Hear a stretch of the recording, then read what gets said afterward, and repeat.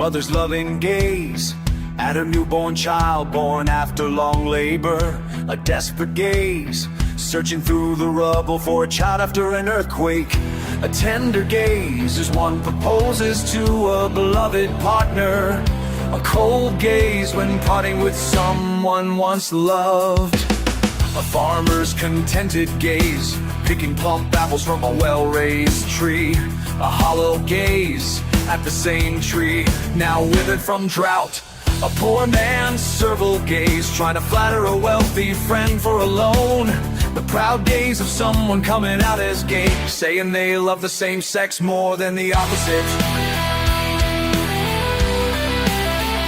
Behind the glass, sitting like dolls, the seductive gazes of women in red light windows. And the greedy gazes of men who wish to spend the night with them. The anxious gazes of soldiers who must fight on the battlefield. The joyful gazes of young people dancing in a club. The chilling gaze of one holding a knife to kill. The serious gaze of a surgeon holding a knife to save a life. The confident gaze of a boxer shouting, fighting before a match. The disappointed gaze of a bass player who lost by a point with 1 second left. The earnest gaze of an old woman handing out flyers on the street. The indifferent gazes of passers-by pretending not to see her. In the infinite vastness of the universe, on this tiny speck called Earth, where even living 100 years is rare. Why do we live with eyes filled with hate, anger, coldness, contempt, and fear? God's gaze, Buddha's gaze, Allah's gaze, all look upon us with mercy.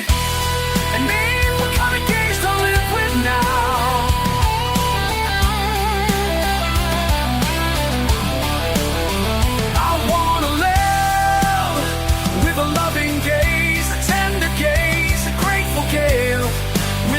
Full of satisfaction, full of pride, full of confidence. I want to live with a serious gaze, a kind gaze of pure gaze. Yes, I want to live with such a gaze.